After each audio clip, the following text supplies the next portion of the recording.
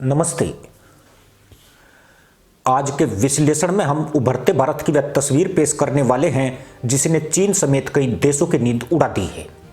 वह तस्वीर जिसने यह साबित कर दिया कि दुनिया मंदी से रो रही थी, लेकिन भारत उस वक्त भी दौड़ रहा था। जब सुपर पावर खुद को बचाने के लिए तड़प रहे थे, तब भारत बीच बाजार में खड़े होकर कह रहा था, अगर हिम्मत है तो मुकाबले की कोशिश करो। यह कहानी सिर्फ जीडीपी की नहीं, यह कहानी एक ऐसे देश की है जिसने तूफान के बीच भी अपनी नाव को डूबने नहीं दिया, बल्कि दूसरों की टूटी नाव के बीच अपनी रोशनी से पूरा महासागर चमका दिया। आज का वीडियो उन देशभक्तों और चिंतकों के लिए है जिन्हें इस राष्ट्र की फिक्र है। यह वीडियो सिर्फ जानकारी नहीं, एक चेतावनी और एक जश्न दोनों है, क्योंकि भारत पर टैरिफ लगाने वालों से लेकर नाचने वालों को हिंदुस्तान ने ऐसा जवाब दिया है कि उनके होश ही नहीं उड़े, आंगन में भी सन्नाटा पसर गया है। आज का विश्लेषण केवल विश्लेषण भर नहीं है, बल्कि हिंदुस्तान से उठा वो तूफान है जो अमेरिका के मुंह पर तमाचा और चीन जैसे अकड़ू देश की पतलून गीली करता है। दुनिया मंदी से करहा रही है, अमेरिका ट्रंप की टैरिफ नीतियों में उलझा हुआ है, चीन की विकास दर जमीन चूमने लगी है, यूरोप की अर्थव्यवस्था आईसीयू में पड़ी है। आईएमएफ साफ कह चुका है कि 2025 में दुनिया की जीडीपी ग्रोथ 3.2% पर रुक जाएगी, जबकि 2024 में यह 3.3% थी। अमेरिका जिस पर खुद को आर्थिक साम्राज्य होने का घमंड था, उसकी विकास दर 1.8% पर सिमट गई। यूरोप की ग्रोथ 0.5% से नीचे फिसल गई। चीन की जीडीपी ग्रोथ 4% के आसपास लड़खड़ा रही है। वही चीन जो कभी 10% की रफ्तार से दुनिया का सीना छीनकर बढ़ता था। दुनिया भर में बेरोजगारी बढ़ी है, मुद्रास्फीति भड़की, सप्लाई चेन टूटी और बाजारों में ऐसा डर फैल गया जैसा 2008 की मंदी के बाद कभी नहीं देखा गया। लेकिन इसी अंधेरे के बीच एक देश था जो अडिग खड़ा था। न सिर्फ खड़ा था, बल्कि तूफान पर सवारी कर रहा था। भारत ने दिखा दिया कि वैश्विक अर्थव्यवस्था की काली रात में भी सुबह का सूरज केवल यही चमकता है। जुलाई सितंबर तिमाही 2025 में भारत की जीडीपी ग्रोथ 8.2% तक पहुंच गई। यह सिर्फ एक आंकड़ा नहीं, यह एक तमाचा था उन लोगों के मुंह पर जो बोले थे कि भारत 5 ट्रिलियन की अर्थव्यवस्था नहीं बन सकता। यह वही आंकड़ा था जिसने आईएमएफ और विश्व बैंक की रिपोर्ट रूम में बैठने वाले विशेषज्ञों को मजबूर कर दिया कि वह अपनी रिपोर्ट बदले और लिखे, India is the only bright spot. दुनिया में मंदी की चीखें थी और भारत कह रहा था, हम नहीं रुकेंगे। भारत ने कैसे किया यह कमाल। वजह कई है, लेकिन सबसे बड़ी वजह यह है कि घर की नींव मजबूत हो तो तूफान का डर नहीं लगता। जब पूरी दुनिया सप्लाई चेन के टूटने से करा रही थी, तब भारत ने अपने घरेलू उत्पादन को ऐसी रफ्तार दी कि विदेशी कंपनियां भी यहां आकर बैठने लगी।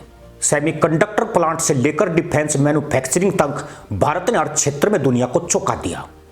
उदाहरण के तौर पर अमेरिका की कई दिग्गज कंपनियां चीन +1 की रणनीति के तहत भारत में निवेश कर रही है।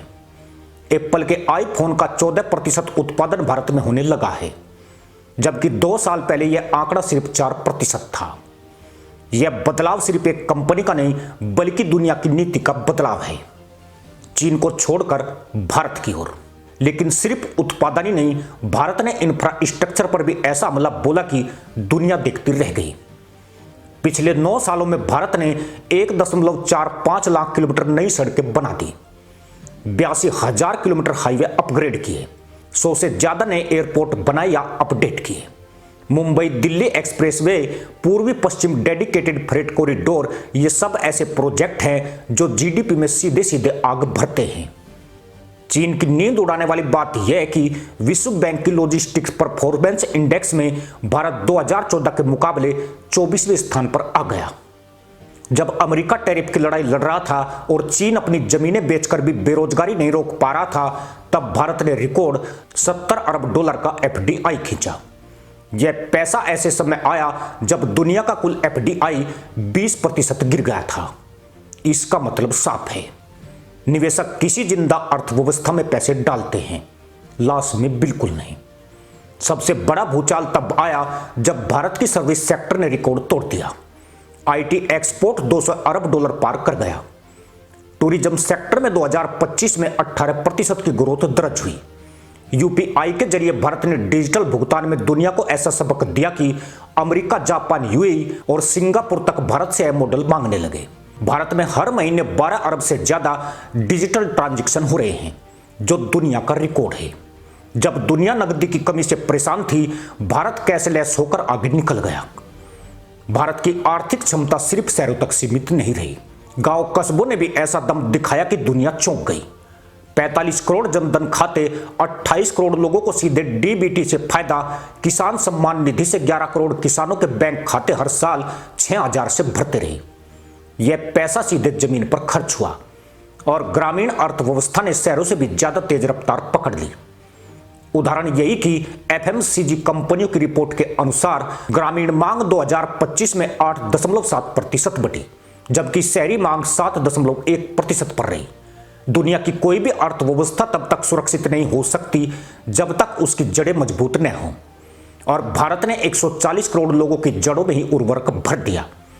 भारत की सफलता की असली कहानी यह है कि जब दुनिया डर के मारे बचत कर रही थी, भारत निवेश कर रहा था। जब दुनिया ब्याज दरें बढ़ाकर अर्थव्यवस्था को रोक रही थी, भारत ने निवेश बढ़ाकर अर्थव्यवस्था को धक्का दिया। 2025 में भारत का कैपेक्स बजट 11.11 लाख करोड़ रुपए पर पहुंच गया। यह दुनिया के कई विकसित देशों के पूरे बजट से भी ज्यादा है। सड़कें बनी, रेल चली, बंदरगाह अपग्रेड हुई और मार्केट में पैसा घूमता गया। अब बात करते हैं उस चीज की जिसने चीन, पाकिस्तान और खाड़ी देशों तक की नींद उड़ा दी, भारत का बढ़ता रणनीतिक दबदबा। जैसे जैसे भारत आर्थिक रूप से मजबूत होता जा रहा है, उसका वैश्विक प्रभाव भी बढ़ रहा है। सऊदी भारत तेल deal, Bharat UAE cepa, Armenia Bharat defence deal, Indo Pacific में भारत की भागीदारी, ये सब दिखाता है कि अब भारत सिर्फ एक बाजार नहीं बल्कि एक शक्ति है। चीन, दुबई गैंग, पाकिस्तान की एनएसए लॉबी और तुर्की की चड्डी फट गई है, क्योंकि भारत अब सिर्फ आर्थिक ताकत नहीं बल्कि कूटनीतिक तो बन चुका है। भारत की जीडीपी $4 ट्रिलियन पार करने वाली है और 2027 तक $5 ट्रिलियन की रेस में सबसे आगे दौड़ रहा है। चीन की जीडीपी ग्रोथ गिरती जा रही है, उसकी आबादी घट रही है, उसकी फैक्ट्रियां बंद हो रही है और भारत उसी समय अपनी नई औद्योगिक नीति से निवेशकों का दिल जीत रहा है। आप यह भी देखें कि कौन कौन गिरा। अमेरिका 1.8% ग्रोथ, मंदी का खतरा 40% तक। यूरोप 0.5% ग्रोथ, विनिर्माण सेक्टर मर्थ। चीन 4% ग्रोथ, युवाओं में बेरोजगारी 10-21% पार। जापान 0.9% ग्रोथ, करेंसी गिरकर 34 साल के न्यूनतम स्तर पर आ गई और भारत 8.2%, यानी दुनिया का सबसे तेज रफ्तार इंजन। आज भारत की कहानी सिर्फ आर्थिक चमत्कार की नहीं बल्कि मानसिकता के बदलाव की है। पहले भारत दुनिया के फैसलों से प्रभावित होता था, आज दुनिया भारत के फैसलों से कांपती है। पहले भारत आईएमएफ और विश्व बैंक की सलाह सुनता था, आज आईएमएफ और विश्व बैंक भारत से सीख रहे हैं। पहले भारत थर्ड वर्ल्ड कहलाता था, आज वही भारत दुनिया की टॉप 3 अर्थव्यवस्थाओं की दहलीज पर खड़ा है। दुनिया मंदी से हाहाकार कर रही है और भारत ने भूचाल ला दिया है। यह भूचाल सिर्फ आंकड़ों का नहीं, यह भूचाल भविष्य का है, क्योंकि आने वाले दशक का मालिक वही बनेगा जिसने आज तूफान में भी रफ्तार बनाए रखी, और वह देश भारत है। एक ऐसा भारत जो रुकना नहीं जानता। इसी के साथ अनुमति दोस्तों, जय हिंद, वंदे मातरम।